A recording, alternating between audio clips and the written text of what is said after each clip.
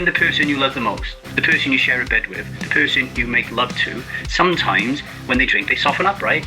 They laugh more, they touch more, they open up, there's more affection, there's more intimacy, there might be more sex.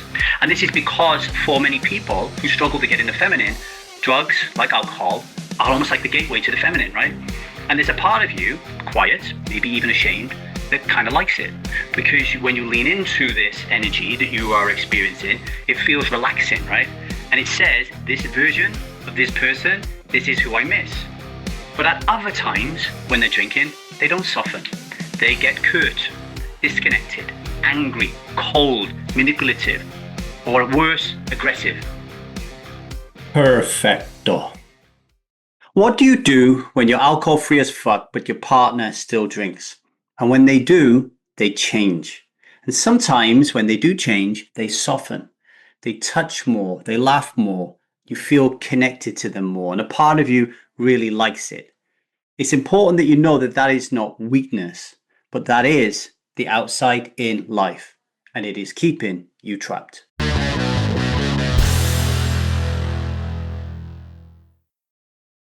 Hello everybody, my name is Davy. I am not an alcoholic. I refuse to be anonymous. I am someone who lives a self-led life, alcohol-free as fuck. Oh, nearly knocked my hat off. And I spend every waking moment helping other people do the same. Like right now, brothers and sisters, at 7:26 on a Thursday night. Just took my beautiful daughter to ballet, come back, and here I am recording this podcast for you for tomorrow. Okay.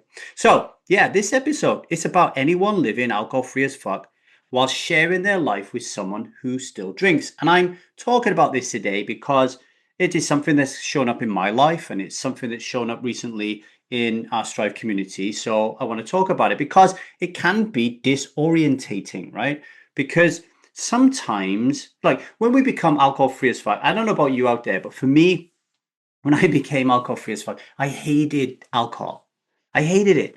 I hated being around drunk people. So I certainly didn't want to be around the drunk person that I was sharing a bed with, right? I really didn't. But here's the truth. Sometimes when the person you love the most, the person you share a bed with, the person you make love to, sometimes when they drink, they soften up, right? They laugh more. They touch more. They open up. There's more affection. There's more intimacy. There might be more sex. And this is because for many people who struggle to get in the feminine, drugs like alcohol are almost like the gateway to the feminine, right? And there's a part of you, quiet, maybe even ashamed, that kind of likes it. Because when you lean into this energy that you are experiencing, it feels relaxing, right? And it says, this version of this person, this is who I miss. But at other times, when they're drinking, they don't soften. They get curt, disconnected, angry, cold, manipulative, or worse, aggressive. And now when that happens, there's parts of you internally that clench. You brace, you withdraw, you're waiting for the disaster to happen. And this is where the confusion lives. Because you're not just reacting to the alcohol, to the drinking. You're reacting to who they become when they drink. And you're trying to navigate a complete and utter minefield of ambivalence, where one moment you're desperate for them to stop drinking, and the next you're hoping for just one glass that will bring them back and allow you to feel safe. And this is the definition of living an outside-in life, something that we teach you at Strive. It's when your sense of peace and safety depends on someone else's emotional state, somebody out there. When your nervous system can only settle if the people around you are soft, cuddly, gentle, and easy. When love is conditional on the mood of the people in the room. And in Strive, we call bullshit on that because we want to stop living the outside in life and start living the inside out life, which is radically different. It's a very different system. It's a self-led system. It means recognizing that safety actually starts with you. It means noticing that you are outsourcing your peace to a glass of wine that you didn't even drink. It means turning towards the part that craves the softened version of someone else, not with shame, not with anger, not with frustration, but with compassion and curiosity. Because this craving isn't about them, it's about your own longing for connection. It's about a nervous system shaped by tension and trained to feel safe only in sedation. And I'm sorry, but that isn't real intimacy. It's performance, it's dependency. And the cost, your clarity, your values, and your ability to live from self. Right, we're going to take a short break. And during that break, you are going to have a pause and ask yourself, are you living from the inside out? Or are you waiting for someone else's buzz to make you feel safe?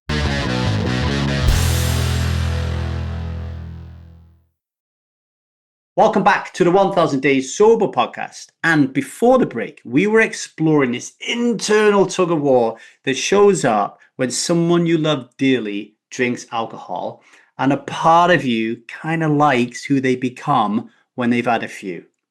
Not because it's real, but because it feels familiar and it feels safe.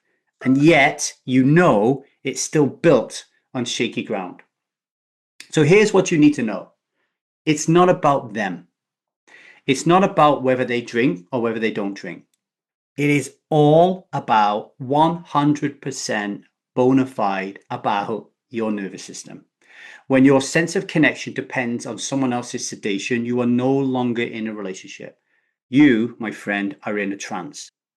Living a self-led life, alcohol-free as fuck, means breaking that trance. It means recognizing when you're living the outside in life, waiting for them to soften, to shift, or to show up as someone safer. And instead, choosing to live the inside out life, anchoring your emotional world to your own breath, to your own body, to your own truth. And it means asking, what does this part inside of me that is all nervous and shaken up right now, what does it need? Can I give it what it needs without needing anyone outside of me to change first? Because when you stop outsourcing your sense of intimacy, you can start building it for real. You stop craving that sedation and you start cultivating presence. And that's not just emotional sobriety. That is leadership. That is intimacy. That is what it means to live a self-led life.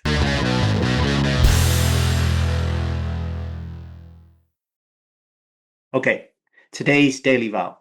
Today, I will not drink a drop of alcohol, and I will not depend on someone else's altered state to feel safe or close.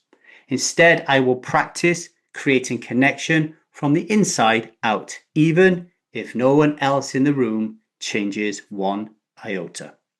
Some questions for you to reflect as you go about your day. When do you feel most connected to your partner, and what part of them are you really responding to? What version of them makes your nervous system feel the safest, and why? And what's one thing that you can do today to meet that safety need without relying on them to change? Let's do a little bit of that work, right? If you want to talk to me about it, you can reach out to me at thestrivemethod@gmail.com, or you can find me on social media at LeeDavyCoaching. That's all I have time for today, ladies and gentlemen. If this episode spoke to you, please don't ignore it.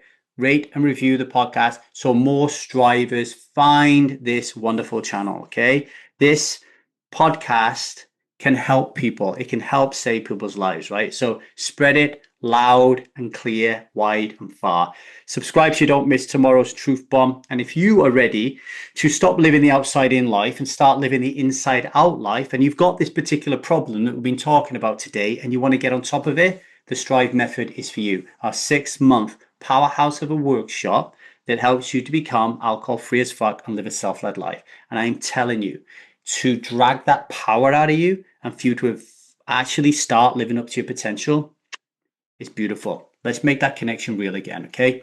Until tomorrow, much love and strive on. And remember, when you get that moment today, when you get that urge, when you get that itch, when you feel uncomfortable, when you start living the outside in life and you start becoming a victim, rise above, inside out, baby, from self energy, and know that you've got this. You do not need to succumb. You do not need to drink today. Much love and strive on.